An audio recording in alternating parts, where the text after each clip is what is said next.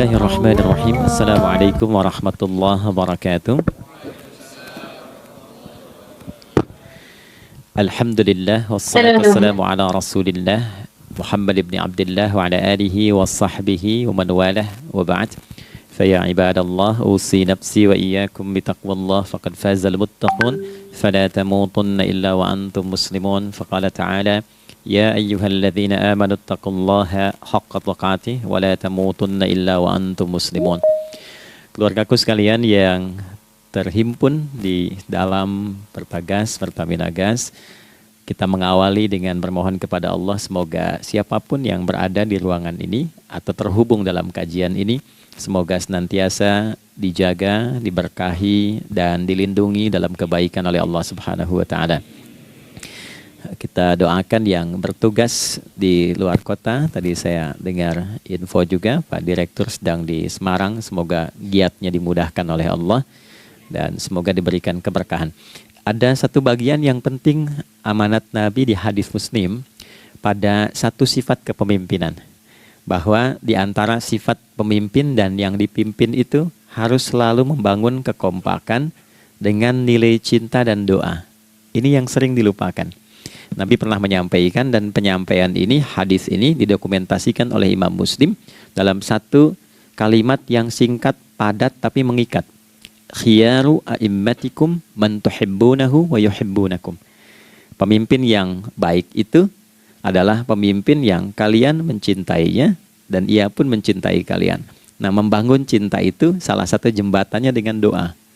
Oleh karena itu, di antara doa yang dianjurkan saat Anda memulai pekerjaan, itu bukan hanya untuk pribadi, lancarkan pekerjaan saya.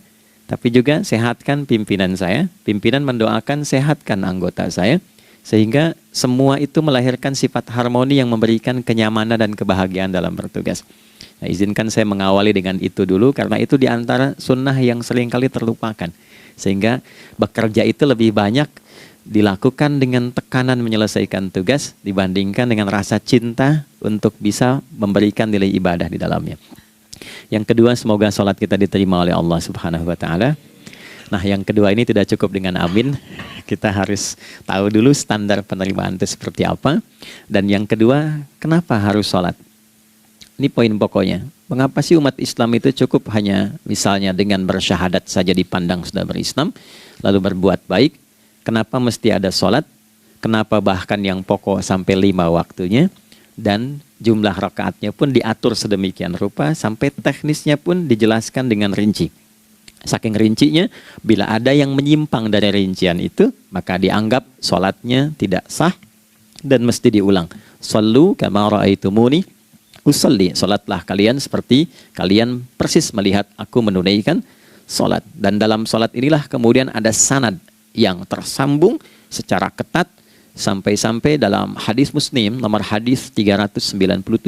Demikian di Al-Bukhari juga diabadikan di nomor hadis 757 oleh sahabat Abu Hurairah. Sanadnya tersambung kepada Khalad bin Rafi Az-Zuraiqi, seorang yang sholat di samping Nabi tapi bermasalah sholatnya. Lalu Nabi meminta beliau untuk mengulangi sholatnya. Sampai 3 kali peristiwa itu hingga beliau berkata, ya Rasulullah au kama qala alimni ma uhsinu ghairah.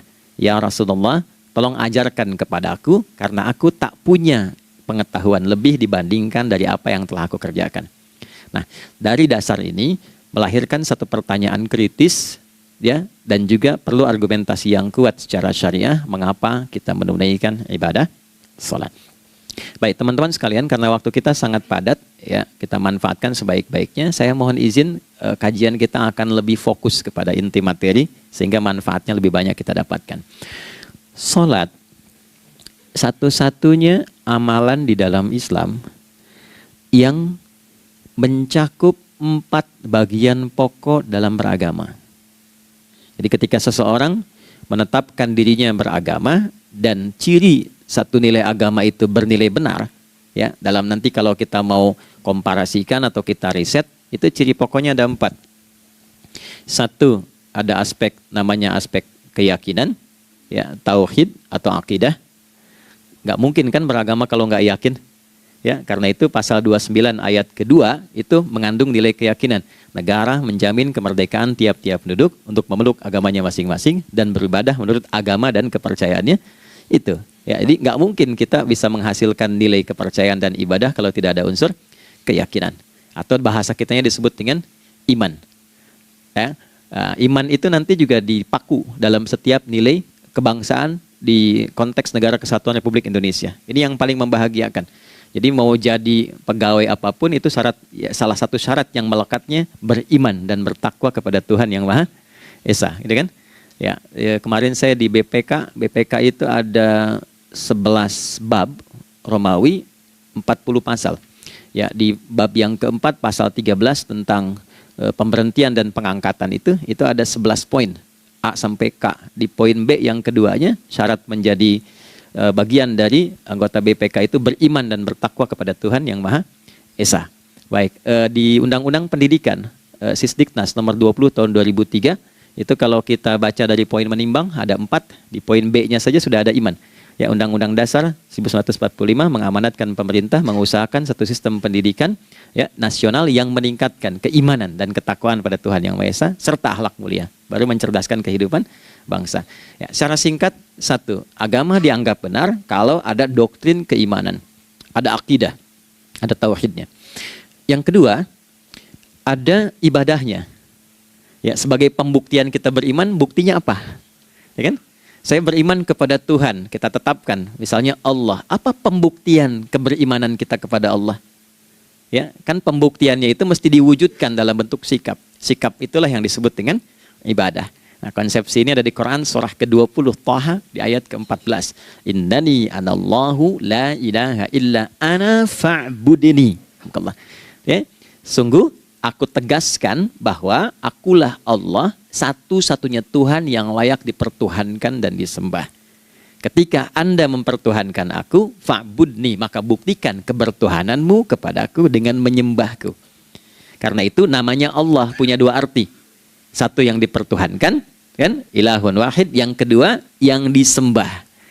Ya, jadi yang dipertuhankan dan disembah. Oke. 3. Yang ketiga harus punya unsur praktikal atau implementatif dalam interaksi kehidupan. Ya, jadi bukan cuma nyembah Tuhan, bimbingan kehidupannya apa? Implementasi dari ibadah itu.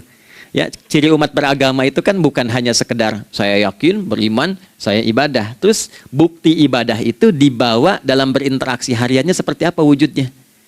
Ya, makanya ketika dulu orang itu jujur, orang itu bangga dengan kejujurannya bukan sebagai orang jujur, tapi sebagai muslim. Jadi ketika ditanya, kenapa Anda jujur? Karena saya muslim. Ketika ada seorang penggembala di Sahara yang sangat gersang, diuji oleh Umar bin Khattab, ingin diambil kambingnya, kan kisahnya viral kan? Baik ya? Oh, tapi ini bukan punya saya. Bilang aja pada tuan Anda, kalau kambingnya hilang satu dimakan serigala. Lantas di mana Allah?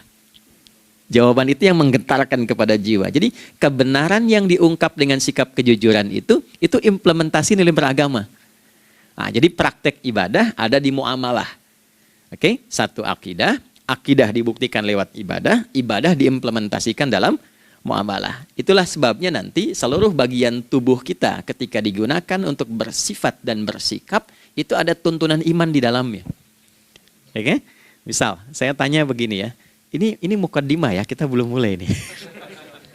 Saya tanya gini, apa fungsi mata? Tuh kan, sudah keliru kan? Nah, kalau hanya melihat, hewan juga melihat. Ya? Coba kambing melihat, ya kan? Elang melihat. Lalu apa bedanya fungsi mata kita dengan mata hewan? Ternyata ketika kita meriset ayat-ayat Al-Quran terkait dengan fungsi tubuh kita, itu rata-rata dibuka dengan iman dulu. Quran surah 24, surah Cahaya, ayat 30 untuk laki-laki, 31 untuk perempuan. Qul lil mu'minin. Ya Muhammad katakan, viralkan pada pria-pria yang menyatakan dirinya telah beriman. Yaghuddu min absarihim, gunakan pandangannya itu yang dibimbing oleh imannya untuk melihat yang baik saja menurut standar imannya. Jadi kalau menurut imannya tak baik, nggak boleh dilihat. Karena itu ketika Anda sudah mengatakan asyhadu an la ilaha illallah, asyhadu anna Muhammad Rasulullah, kalimat itu dari lisan turun ke hati, Itu jadi cahaya ke bagian tubuh kita. Makanya ketika Anda melihat, itu ada cara pandang tertentu yang dibimbing iman. Standarnya beda dengan tanpa iman. Kalau nggak ada iman, semua mungkin terlihat. Tapi ketika ada iman, hati kecil Anda akan bicara, ini nggak baik. Palingkan. Nah, memalingkan dari yang tak baik menurut iman, itu namanya ghaddul basar. Oke? Perempuan juga begitu, setara. Wa kullil mu'minati yaghdudna min absarihinna. Dan katakan pada setiap perempuan yang menyatakan dia beriman, maka gunakan pandangan itu dengan bimbingan imannya. Ketika tak baik menurut imannya, palingkan. Ya, Anda lihat kajian di YouTube, terus ada iklan kan? Nah, terus menurut standar iman nggak bagus, itu otomatis akan nggak suka itu. Ya, pasti dipalingkan. Ya. Anda kalau naik pesawat ya, tugas keluar tuh, pertagas tugas keluar. Kalau pramugari lagi demo tuh yang dilihat pramugarinya apa demonya tuh. Nah, iman itu akan bekerja di situ tuh. Ya, palingkan tuh. Nah, sama dari mata turun ke, jangan langsung ke hati aja, ke lisan dulu kan. Ya, ke mulut kan. Itu mulut tuh ketika digunakan fungsinya, imannya disebut dulu. Ya, Quran surah 49 ayat 11 misalnya. Ya ayyuhalladzina amanu, imannya dulu. La yaskhar qaumin qaum. Ayat 12-nya la yaghtab ba'dukum ba'dha. Hai orang-orang yang telah menyatakan beriman. Kalau pakai alladzina disebutkan 1080 kali dalam Al-Quran, itu kalimatnya diksinya singkat, padat, mencakup semua tanpa sekat. Oke, jadi kalau laki-laki, perempuan, tua, muda, besar, kecil, beda strata, duniawi, itu semua tercakup di dalamnya. Hei semua yang telah menyatakan beriman, gunakan imanmu untuk membimbing lisanmu bertutur. Kalau masih merasa punya iman, jangan gunakan lisan untuk mencela merendahkan orang. Untuk bergibah, membuat hoax. Didetilkan oleh Nabi kalimatnya jelas. Man kana yu'minu billahi wal yaumil akhir falyakul khaira aw liyasmut. Siapapun. Nah, dari alladzina ketika dirinci pakai man. Ya, man itu bentuk tunggal, ya, personal, tapi maknanya general. Jadi kalau Anda, saya, kita baca ayat atau hadis ada man, posisikan Nabi sedang bicara ke kita. Ya, hei Adi Hidayat, posisikan Nabi bilang gitu tuh. Kalau engkau merasa beriman sama Allah dan yakin dihisab di hari kiamat, jaga lisanmu. Katakan yang baik dengan bimbingan imanmu, tak mampu engkau diam.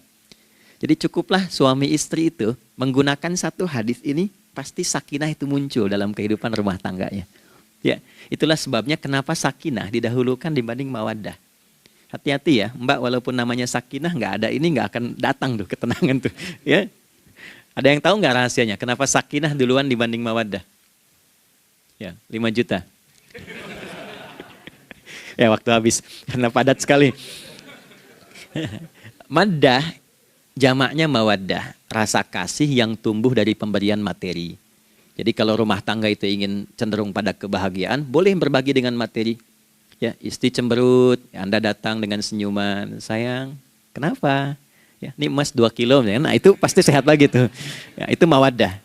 Tapi maaf, walaupun Anda mapan bekerja, harta cukup melimpah, ruah, tapi tidak ada ketenangan di rumah tangga, tidak ada sakinah, maka hampa kehidupan rumah tangga itu.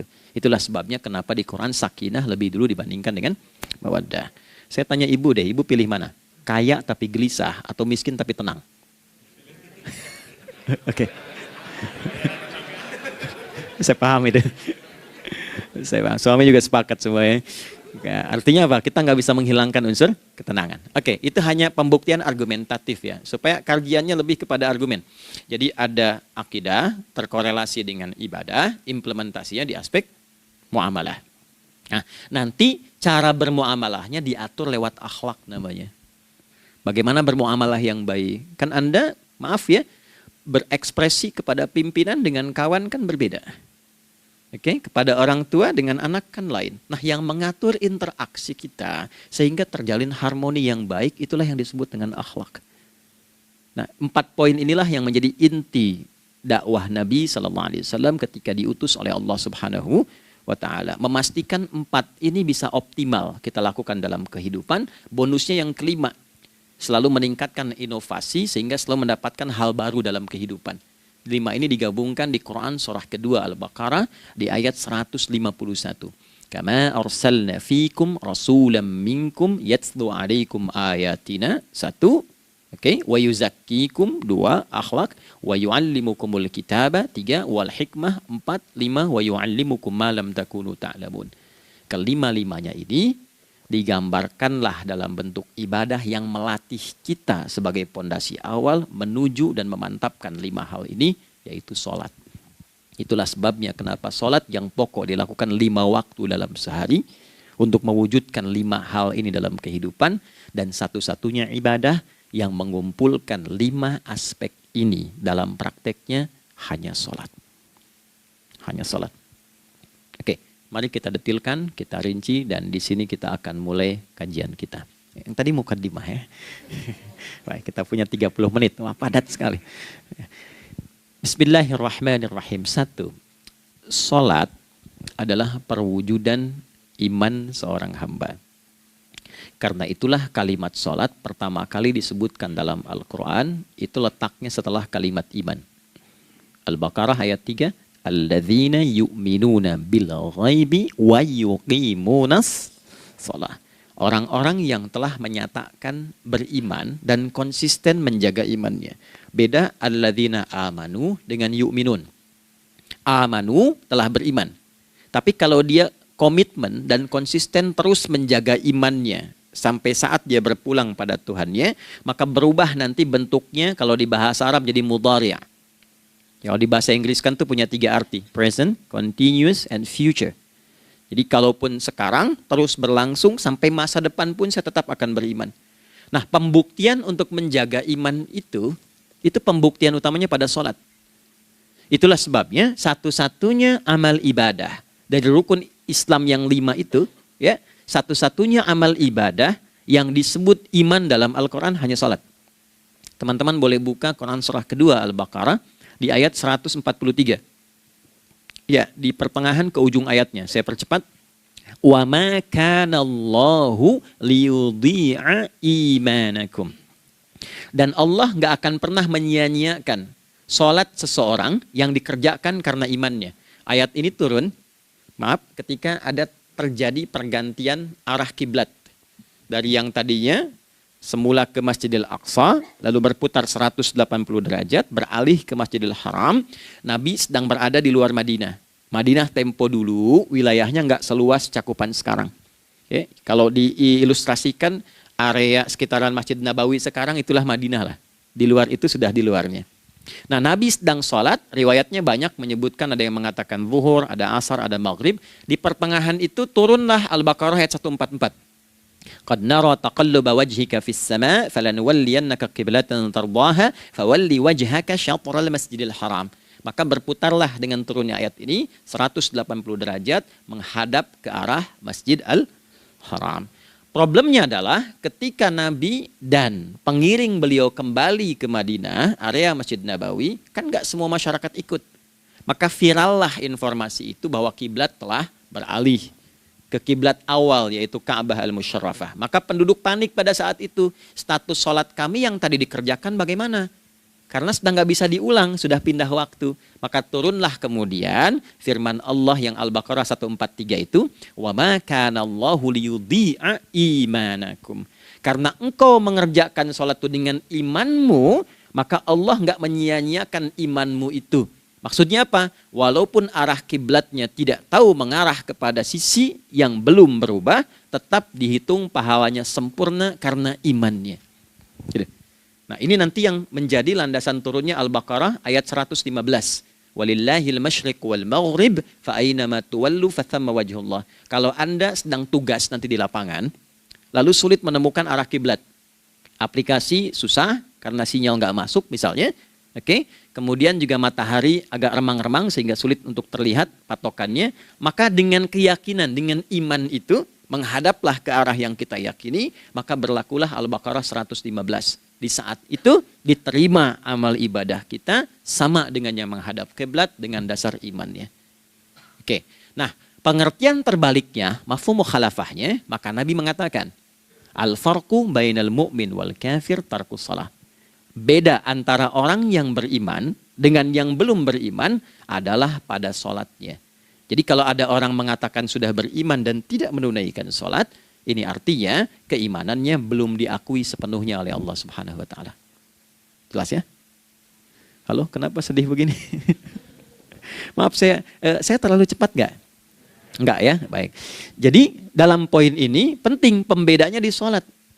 Itulah sebabnya kenapa dari kecil kan, usia sekian, dari mulai 3 ke arah 7 tahun contohkan. Ya, orang tuanya sholat bentangkan sejadah. Kalau bisa, kalau anak sudah mulai suka tuh kasih model sejadah yang anak-anak sukai bentuknya. Ya, dulu ada anak saya senang model mobilan, saya tidak sebutkan supaya tidak endorse gitu ya. Dikasih sejadah dengan pola itu, dia senang tuh ikutin. Kita nggak minta sholat, dia datang sendiri. Ya, nanti setelah mulai 7 tahun kan baru diajarkan dengan baik, diajak ke masjid kalau yang laki-laki. Demikian seterusnya. Ya, mengapa dari awal dituntun seperti itu? Untuk memberikan sebuah penguat bahwa penjagaan iman dimulai dari sejak dini. Ya, tapi di Indonesia saya perhatikan kelasnya sudah advance. Ya, TK sudah manasik gitu. Okay. Itu satu ya. Karena nanti kalau Nabi bilang begitu artinya akan terjadi orang mengatakan beriman tapi tidak sholat. Ya, makanya keras dari awal Nabi katakan bahwa pembeda antara orang yang beriman dengan yang baru klaim beriman itu pada sholatnya. Ya, pada sholatnya. Mengerjakan sholat maka sah status imannya, tidak menunaikan sholat maka bermasalah imannya. Itu poin yang pertama. Yang kedua teman-teman sekalian, ibadah. Kita lanjut ya. Sholat adalah bagian pokok terpenting dari ibadah. Nah, di sini kita akan mulai membuka sedikit rahasia terkait dengan aspek ibadah ini. Teman-teman sekalian, ternyata sholat ini ketika oleh Allah diturunkan dalam Al-Quran, dalam konteks penunaian ibadah, bukan berarti hanya mengkoneksikan atau mengkorelasikan hubungannya dengan iman saja, bukan. Karena saya beriman, saya buktikan ibadah nyembah Allah lewat sholat. Dalilnya Quran surah ke-20 ayat 14. Innani anallah la ilaha illa ana. Aku tegaskan akulah Allah, nggak ada Tuhan yang layak dipertuhankan dan disembah kecuali saya. Fa'budni, kalau Anda telah menyatakan beriman padaku, buktikan keberimananmu dengan menyembah saya dalam ibadah. Bentuknya bagaimana ya Allah? Teruskan ayatnya. Wa aqimis sholata. Tunaikan sholat sebagai bukti ibadah. Itu li dzikri, sebagai zikir kepadaku. Jadi korelasi antara ibadah dengan iman sudah kita sebutkan dalilnya. Sekarang ibadahnya tersendiri ketika ditunaikan, apa manfaat dari ibadah itu? Mengapa mesti ada 5 waktu? Dan apa turunan manfaatnya dalam kehidupan kita? Kalau kita mengerjakan itu, dampaknya kepada kehidupan kita apa? Nah, inilah indahnya di dalam Islam, dijelaskan dalilnya, diberikan contohnya, diberikan alasannya, dan yang paling indah, diberikan penjelasan dengan detail tentang manfaat-manfaatnya. Ini tidak ditemukan di dalam konsep keyakinan manapun. Kalau teman-teman boleh mau riset silahkan. Ada nggak satu keyakinan agama tertentu yang dari ibadahnya tuh diatur? Cara memulainya, bacaannya, detailnya, manfaatnya, waktunya, sampai dengan hasilnya, sampai kiamatnya. Ini menunjukkan bukan karya manusia. Bukan karya manusia. Kalau karya manusia setiap orang bisa buat itu. Ya, ketika ini menunjukkan bukan karya manusia, maka pertanyaannya dengan cara apa lagi Allah memberikan pembuktian pada kita bahwa Ia Tuhan yang hak yang harus kita sembah. Nah, kalau sudah paham, mari kita rincikan turunan tentang sholat ini. Kita mulai satu-satu teman-teman sekalian dari waktu sholat. Seperti kita ketahui waktu sholat ada 5. Tapi yang sering kita dapati dari yang 5 ini tidak semua orang mengetahui tentang makna dari nama dan pembagian di waktu ini. Yuk kita mulai rincikan. Sholat yang pertama namanya apa? Gak usah khawatir menang gak dapat hadiah kalau benar. Salah juga keterlaluan. Oke, 1 subuh. Dia satu-satunya nama sholat yang punya 2 nama ya. Subuh dan fajar. Oke, Pak Fajar, Pak waktu sholat. 2, zuhur. 3, asar. 4, maghrib. 5, isya. Oke, rumus hitungannya 24, 4, 3, 4. Ya. Rumus bilangannya 24, 4, 3, 4. Kalau mau tanya nomor koneksi dengan Allah, 24, 4, 3, 4, 2 subuh, 4 zuhur, 4 asar, 3 maghrib, 4 isya. Oke, pertanyaannya, apa artinya nama itu? Selama ini jangan-jangan kita hanya tahu namanya, tapi tidak memahami maknanya. Itu poinnya. Oke, sekarang mari kita mulai. Izin saya tidak punya kemampuan untuk menuliskan, ya, karena memang saat ini terbatas, tapi kalau diperkenankan bisa kita coba uraikan sedikit. Baik. Ya, bismillah, jazakallah khair.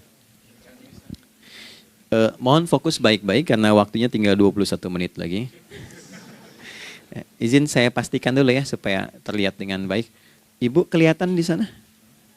Bagus. Saya kira tuh hanya di Sumbawa Barat. Ternyata di Pertagas pun perempuan-perempuannya imannya luar biasa. Maksudnya belum saya tulis sudah kelihatan. Imannya luar biasa. Oke, kita mulai dari yang pertama ya. 5 waktu sholat. Kita mulai dari 1 dulu. Subuh, teman-teman saya turunkan dulu ya. Izinkan saya tulis pakai bahasa Arab dulu supaya gampang. 1, dia punya 2 nama. Yang ke Arab ya. Kalau yang gini angka Hindi. Anda yang di admin di komputer pasti tahu. Ada Fajr. Kata subuh ditemukan di Al-Quran surah ke-81 At-Takwir ayat 18. Kalau keliru tolong diingatkan. Was-subhi idza tanaffas. Quran surah 81 ayat 18. Ya. Nggak usah di ilmu utak-atik ya. Oh ini kenapa 81 kalau dibalik 18? Itu cocok logi. Ya, abaikan aja itu. Ya. Fajar agak banyak di Quran terkait dengan nama sholatnya ada di Quran surah ke-17 di ayat 78. Aqimis salata liduluki syamsi ila ghasaqil laili wa qur'anal fajr. Inna qur'anal fajri kana masyhuda. Yuk kita mulai ke maknanya dulu. Ingat rumusnya ya. Rumusnya ini selalu begini rumusnya. Aqidah selalu punya korelasi dengan ibadah. Ibadah selalu punya korelasi dengan muamalah, interaksi harian kita. Muamalah hiasannya adalah akhlak. Nah, barulah kemudian di sini muncul inovasi dalam kehidupan, hal yang baru. Hidup ya, yang mengacu pada 2 kebahagiaan yaitu dunia dan akhirat. Ya, konsepsi ini nanti ditemukan di Quran surah ke-2 Al-Baqarah ayat 201 dan menjadi doa paling favorit umat Islam Indonesia saat ini. Rabbana atina fid dunya fil akhirati. Oke, ya cukup. Subuh. Ini rumus dasarnya. Dari akidah kita beriman, pembuktian imannya lewat ibadah sholat. Apa hubungan sholat dengan aktivitas harian kita? Subuh asalnya terkolerasi dengan kata asbah. Oke? Asbah itu asalnya sesuatu yang sudah siap dengan rencana yang matang. Baik, orang Arab tuh kalau bertanya begini, kaifa asbahta ya akhi? Kaifa asbahti ya ukhti? Bagaimana kabarmu di pagi ini? Itu bukan hanya nanya kabar kesehatan. Beda dengan kaifa haluk, beda. Ya, itu bertanya, bagaimana kabarmu hari ini? Aktivitasmu bagaimana? Lancar, sudah siap, planning bagus, dan sebagainya. Ya, itulah sebabnya ketika Allah bersumpah dengan awal waktu, penandanya adalah planning kegiatan. Ya, was-subhi, dan aku bersumpah demi waktu subuh, awal mula untuk berkegiatan, idza tanafas, apabila sudah mulai bergerak, bersamaan dengan nafas yang keluar itu, maka sudah jelas rencana yang dibuat. Ya, jangankan kita, semua alam itu, semesta itu seluruhnya bukan hanya bertasbih, tapi beraktivitas dalam tasbihnya. Di waktu subuh, matahari sudah mulai bersinar kan? Ya, dan sinarnya mengambil manfaat loh. Mengandung nilai manfaat, memecah keheningan malam dan menghilangkan kegelapannya.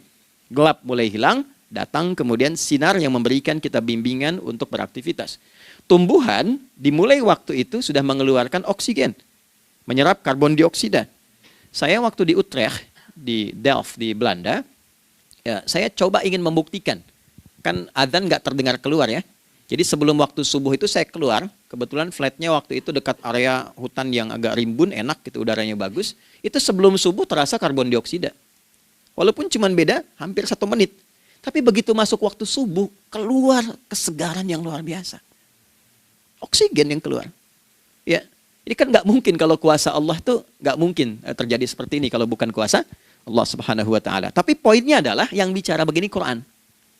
Nah, sekarang yang ingin saya katakan adalah alam semesta dalam konteks seperti matahari, kemudian tumbuhan, binatang, ayam bahkan mulai berkokok, punya planning yang teratur. Masa kita makhluk yang dihisab tuh nggak teratur? Nggak punya perencanaan? Maka subuh itu mengajarkan kepada kita, jangan sampai ada orang Islam yang punya keimanan, lalu menunaikan sholat, diajarkanlah oleh Allah, setiap masuk subuh itu harus punya agenda yang jelas. Planning yang terukur. Jangan terjadi mengaku muslim, beriman, tapi nggak jelas perencanaan hidupnya. Jam 7 mau di mana? Jam 8 kerjakan apa? Anda dari sini ketemu 7 ke 4, atau setengah 8 ke setengah 5, 8 jam kerja. Oke, berangkat jam berapa? Petakan di jalan macetnya di sebelah mana? Ukur sampai kantor tiba jam berapa? Apa yang mau dikerjakan di kantor? Itulah Islam, itulah subuh. Sehingga tidak ada satupun orang Islam di era Nabi mengajarkan beraktivitas kecuali terukur dan teratur. Bahkan Nabi memulai itu evaluasinya di malam hari. Sehingga turun di antara surah Al-Insyirah itu ada ayat yang tegas mengatakan di ujungnya, فَإِذَا فَرَغْتَ فَانْصَبْ. Evaluasi yang telah berlalu di malam hari. Evaluasinya menyeluruh sampai ke zikirnya. Dicatat nih. Ya, aku hari ini secara spiritual itu, mohon maaf, sholat jamaahnya berapa waktu tuh? Dari 5. Oke? Misalnya dari 5 itu cuma 4, berarti koreksi ada yang kurang. 1. Ya. Yang kedua, secara intelektual sudah berapa bacaan yang dibaca saat ini? Ilmu yang ditingkatkan, mensyukuri anugerah akal dan sebagainya. Bekerja sempurna enggak? Turunkan ibadahnya bagaimana? Ketika ada yang kurang, istighfari. Ya, sebagai seorang ayah, ada nggak sesuatu yang salah yang dilakukan belum sempurna? Sebagai seorang ibu, anak dan sebagainya, istighfar. Itulah sebabnya sebelum tidur Nabi ajarkan istighfar. Yang kita tahu 70 kali kan, 100 kali. Yang saya tanya, 1 ke 70 itu istighfar apa saja? Apakah hanya bilangan di lisan? Atau dari lisan diingatkan oleh pikiran, ditembuskan ke hati? Istighfar sebagai seorang ayah yang kurang maksimal melihat anak dengan baik. Anda boleh punya jabatan di kantor, boleh direktur, boleh manajer, boleh macam-macam. Tapi ketika Anda pulang, Anda seorang ayah. Saya di Timur Tengah disebut syekh, di sini dipanggil kiai, dipanggil ustadz. Pulang ke rumah, anak saya nggak kenal itu semua. Anak saya nggak peduli itu semua. Belum pernah seumur-umur saya mengajar, lalu saya pulang, anak saya menunggu depan pintu dan memanggil, kiai. Dia ingin ayahnya. Ingin ayahnya. Kenapa nggak kita hadirkan istighfar pertama kita itu karena kita kurang perhatian. Kurang perhatian kepada anak misalnya. Saya kalau pulang tengah malam dan semua tertidur, saya lihat satu-satu. Perbaiki cara tidurnya, doa, lihat satu-satu, minta ampun sama Allah. Dan ya kadang sebelum mengalirkan air mata kita nggak bisa tidur karena nggak tahu nanti ketemu lagi nggak di akhirat. Itu poin yang paling penting. Nah, jadi istighfar pertama itu untuk diri kita ketaatan pada Allah. Untuk diri kita sebagai anak pada orang tua. Sebagai suami punya tanggung jawab istri atau sebaliknya. Demikian seterusnya. Nah itu kalau sudah kita bisa lakukan, dievaluasi, direncanakan besoknya. Fa'idha faraghta fansab. Direncanakan lagi yang berikutnya, besok mau ngapain, tulis malam. Kalau kita biasakan begitu tidurnya enak. Karena nggak ada beban, damai hidupnya. Dengan teman damai kalau ada perselisihan sebelum tidur. Ya. Jadi nggak ada orang mengigau itu masalah-masalah kehidupan dunia yang belum tuntas. Ini dunia saat terjaga bermasalah, saat tidur pun masih bermasalah. Gara-gara kamu nih, kapan istirahatnya? Ya. Nah, ketika kita bangun dari subuh itu, maka rencana yang sudah kita siapkan itu, teman-teman sekalian, dibawa menghadap Allah supaya minta kemudahan, minta kelancaran, minta pendampingan, minta bimbingan. Itulah sebabnya kita dipanggil sholat di awal waktu. Supaya rencana yang sudah kita siapkan itu minta taufiknya, persetujuan dan perlindungan dari Allah. Inilah yang menjadikan rahasia umumnya para sahabat memulai berkegiatan sejak dari masjid. Teman-teman boleh riset deh hadis-hadis tentang sholatnya sahabat dan kaitannya dengan syuruk dan pekerjaan. Rata-rata memulai dari masjid. Mereka tungguin, evaluasi, begitu siap, syuruk, minta sama Allah, berangkat. Saya mau kasih satu rahasia ya. Boleh jadi ijazah tapi ini diantara kita aja ya. Anda boleh lakukan, berangkat ke masjid itu dengan baik. Terus minta misalnya, ya Allah, kau perintahkan aku untuk berikhtiar, sekarang aku lakukan. Kau perintahkan aku untuk merencanakan, sekarang aku ikhtiarkan. Mohon lindungi, mudahkan, dan berikan bimbingan terbaik untuk mendapatkan hal yang wajar, halal, baik, dan kau ridhoi. Anda berangkat. Pulang. Sebelum nyampe rumah, mampir dulu ke masjid. Masjid terdekat dari rumah aja. Sholat 2 rakaat, gitu. Ya, sholatnya bisa sholat wudhu, tahiyatul masjid, dan sebagainya. Setelah itu pulang. Doa dulu habis sholat. Ya Allah, aku telah berikhtiar seperti apa yang telah Engkau perintahkan.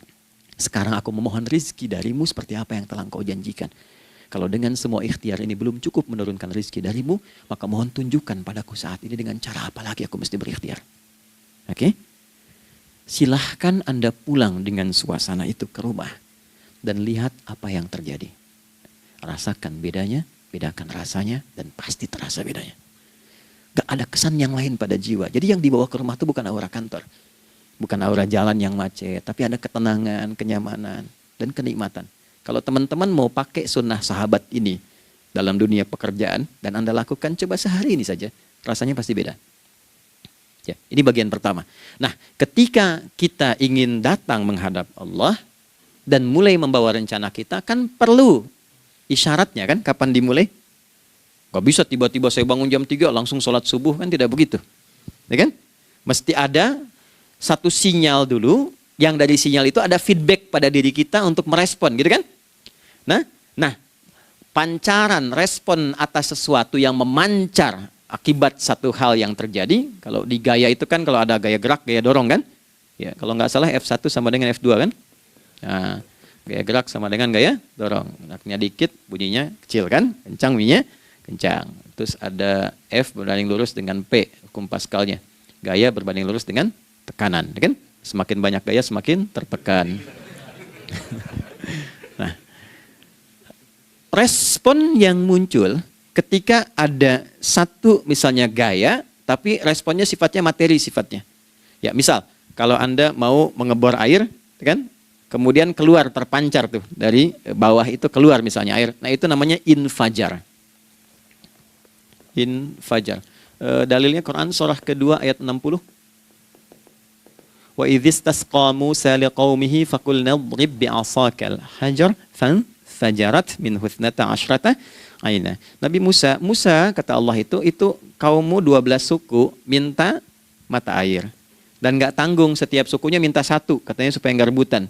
Maka Allah firmankan, pukulkan tongkatmu yang kayu. Lihat diksinya detail sekali. Pukulkan tongkatmu yang kayu ke batu itu, maka batu itu akan terbelah dan mengeluarkan pancaran 12 mata air. Ya, tongkat kayu dipukulkan ke batu, batunya yang hancur. Karena Musa seorang nabi, gitu kan? Anda punya tongkat emas, pukulkan ke batu, maka keluar 12 air mata. Gitu kan? Nah ini, infajar.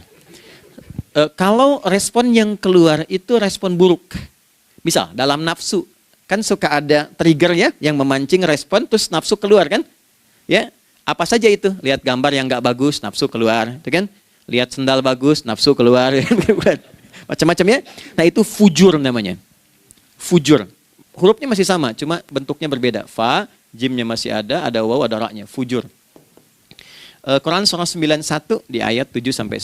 Wa nafsi wa ma sawwaha fa'alhamaha fujuraha wa taqwaha. Fujur tembus ke nafas, nafas memerintahkan yang buruk disebut su. Nafas ketemu su jadi nafsu.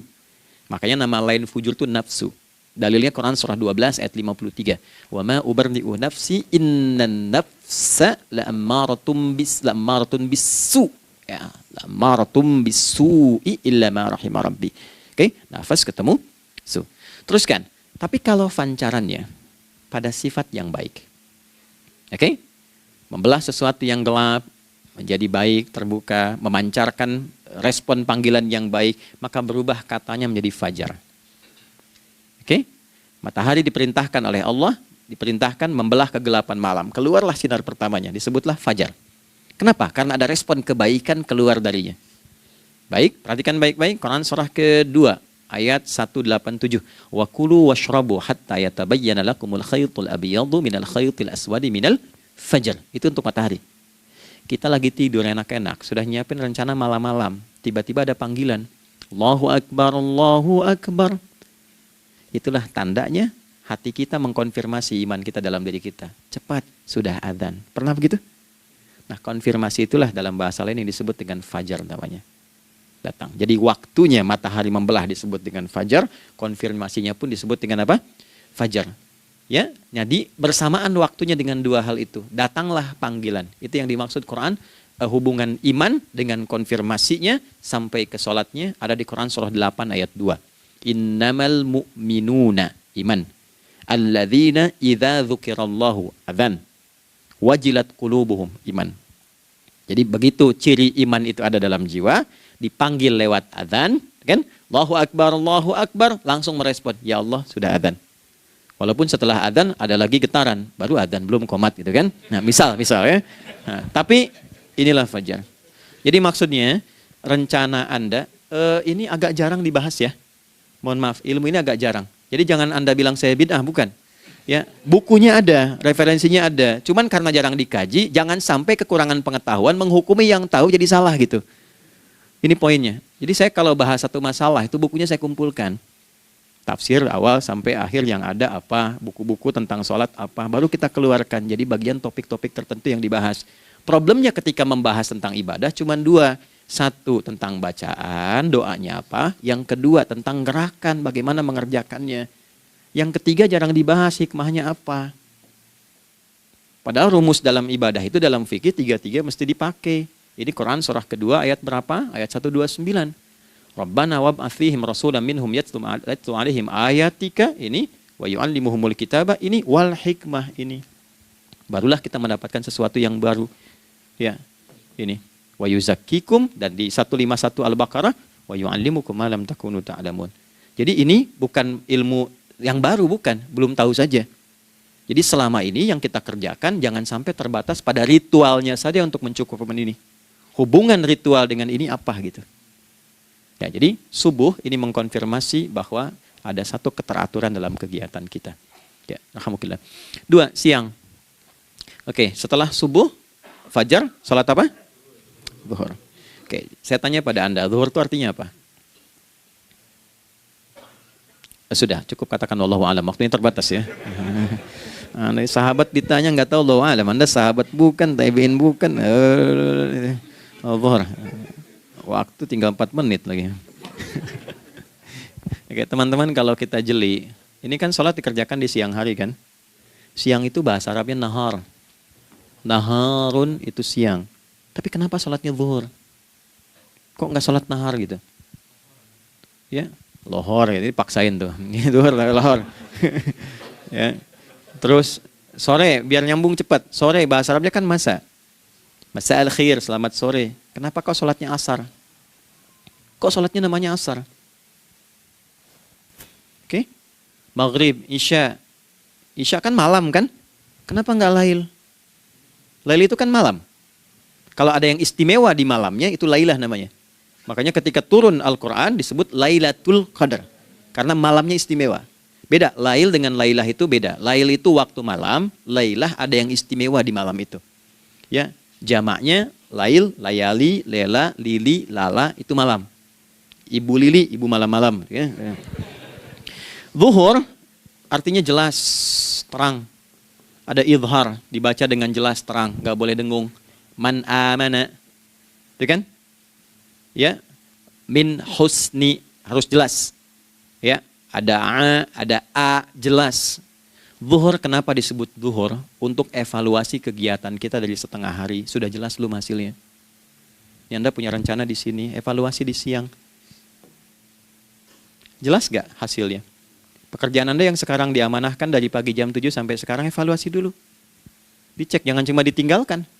Oke, saya sedang kerjain, tinggalin dulu sholat. Bukan begitu. Ketika akan sholat, Anda cek dulu. Dari ke siang itu tengah hari, bagaimana hasilnya? Ada yang perlu disempurnakan gak?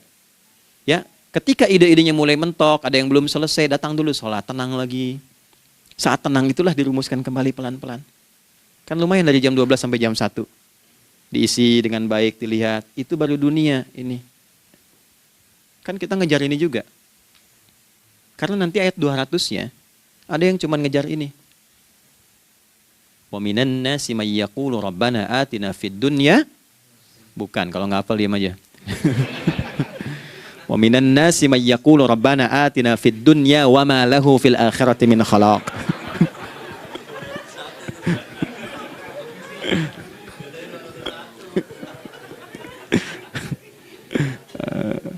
Nah, paham kan? Dan di antara manusia ada yang fokusnya hanya dunia yang dikejar, sehingga nggak kebagian akhiratnya. Padahal dia tahu dia mau pulang. Yang lebih aneh lagi, pengen pulang surganya Firdaus dekat dengan Nabi. Tapi tiap hari kerjakan dunia, dunia lagi, berangkat gelap, pulang gelap, terus meninggal gelap juga. Kan repot. Nah, maka mesti investasi kan. Anda kalau tugas keluar kan, apalagi keluar negeri kan hukumnya beda. Bekalnya pun tidak sama. Anda tugas ke Amerika, mata uangnya sudah beda, hukumnya sudah beda. Terus pengen pindah ke alam barzah, pengen hukumnya sama dengan dunia, mustahil. Ya, makanya dimensinya beda, keadaannya tidak sama. Baju yang dipakai kan beda. Barang-barangnya nggak sama. Makanya disebut telah meninggal dunia, meninggalkan semua yang melekat pada dunia. Pindah ke alam lain, persiapan menuju titik akhir yang tidak ada ujungnya lagi. Nggak ada pembuka lagi. Jadi sudah ujung begini, nggak ada ruang lagi yang lain. Itu akhirat namanya. Makanya di sini cuma dua pilihannya. Kalau nggak ke surga, nah itu. Ya. Apa investasi yang ada di sini? Maka siang itu dicek dulu. Pekerjaan jadi ibadah nggak? Tadi niatin ibadah nggak waktu berangkat dari rumah? Kan? Waktu ngetik, waktu ngerjain di kantor, jadi ibadah nggak? Kalau ibadah, Anda nggak mungkin berbuat kriminal. Anda nggak mungkin berbuat maksiat. Nggak mungkin nipu, nggak mungkin nyogok. Nggak mungkin korupsi. Kan lagi ibadah. Nggak mungkin curang. Kan lagi ibadah. Anta budallaha ka'annaka tarah. Anda itu mengerjakan segala hal sebagai ibadah, merasa diawasi Allah. Fa in lam takun tarah fa innahu yarah. Kalaupun Anda merasa nggak melihatnya, Anda yakin Anda dilihat. Itulah kerja pakai iman, maka ini di bawah akidahnya. Jangan ditinggalkan. Nah, inilah yang selama ini kita butuhkan. Ya. Inilah yang melahirkan nilai etik, makanya adanya dalam jiwa. Takwa itu kan dalam jiwa, melahirkan etos. Etos mendorong kepada logos, logos melahirkan patos. Kepantasan dalam bekerja. Jadi Anda sekuat apapun ilmunya, kalau nggak punya etos, itu rusak. Jadi tidak cukup akal sehat. Jiwa yang sehat itu lebih penting. Banyak orang akalnya, saya ingat, akal itu tidak memberikan perintah. Dia hanya merumuskan satu instruksi dalam jiwa supaya mudah dilakukan dan dieksekusi oleh fisik. Jadi akal yang sehat itu seberapa pandai ilmunya, seberapa cepat mengeksekusi perbuatan. Tapi kalau yang dieksekusi itu dari perintah nafsunya, masalah. Habis saja waktunya tuh. Ya. Ini gimana ini? Tolong jawab loh. Nah, teman-teman karena sudah habis waktu jam 1, kita baru zuhur ini. Nah, yang paling menarik itu gini, yang paling menarik kalau ada orang belum sadar sampai zuhur tentang akibat kehidupan ini, maka muncullah asar. Apa asar itu? Kenapa mesti disebut dengan asar? Dan apa manfaat istimewanya asar kepada jiwa kita? Itu di kesempatan lain kita akan bahas. Teman-teman, waktunya sudah habis ya. Saya menghargai Anda, kan tidak boleh juga saya ngajarkan tapi mengambil yang sesuatu yang tidak tepat ya. Kita buktikan keimanan kita dengan mengerjakan amanah pekerjaan di tempat ini dengan baik, waktu digunakan dengan baik. Kita saling mendoakan supaya semua kita dijaga oleh Allah Subhanahu wa taala. Maafkan saya, lain kesempatan kita berjumpa kembali untuk melanjutkan apa yang telah kita bahas hari ini. Mari kita berdoa, semoga doa kita diterima oleh Allah Subhanahu wa taala. Allahumma taqabbal minna innaka antas sami'ul alim wa tub 'alaina innaka antat tawwabur rahim. Nahmaduka kama 'allamtana an nahmadak wa nashkuruka syukran kama 'allamtana an nashkurak. Antal muqaddim wa antal muakhir biyadikal khair innaka 'ala kulli syai'in qadir. Ya Allah, kami memuji-Mu seperti Engkau mengajarkan kami untuk memuji dan bersyukur atas segala nikmat-Mu seperti Engkau bimbing kami untuk mensyukuri segala nikmat-Mu. Allahumma salli wa sallim wa barik ala habibikal karim rasulikal mustafa al-amin sayyidina Muhammadin wa ala alihi wa sahbihi ajma'in. Ya Allah, anugerahkan kami kemampuan untuk terus bersalawat pada Rasulullah, sehingga dengan itu kami mendapatkan kemampuan yang baik untuk meneladani kemuliaan beliau dalam beraktivitas kehidupan. Rabbana la tada' lana fi maqamina hadza dhanban illa ghafartah. Ya Allah, jika ada pendosa hadir di ruangan ini atau terhubung dalam kajian ini, maka jangan biarkan ya Allah ia meninggalkan tempat ini dan kajian ini kecuali Engkau telah ampuni seluruh dosa-dosanya. Wala hamman illa farajtah. Ya Allah, jika ada satu di antara kami yang menghadiri kajian ini membawa kegelisahan, maka mohon tenangkan keadaan hatinya. Wala asiran illa yassartah. Jika ada yang sedang diliputi oleh kesulitan, maka mudahkan, ringankan dan hilangkan seluruh kesulitannya. Wala maridan illa syafaitah. Dan bila ada di antara kami yang diuji dengan penyakit, maka mohon angkat dan sembuhkan penyakitnya. Rabbana atina fid dunya hasanah wa fil akhirati hasanah wa qina adzabannar. Wa sallallahu ala sayyidina Muhammad wa ala alihi wa sahbihi ajma'in. Wa akhiru da'wana subhanakallahumma rabbana wa bihamdika nashhadu an la ilaha illa anta nastaghfiruka wa natubu ilaik. Walhamdulillahi rabbil alamin. Nasrun minallah, fathun qarib, wa basyir basyiril mu'minin. Terima kasih untuk semuanya. Mohon maaf kami langsung pamit. Assalamualaikum warahmatullahi wabarakatuh.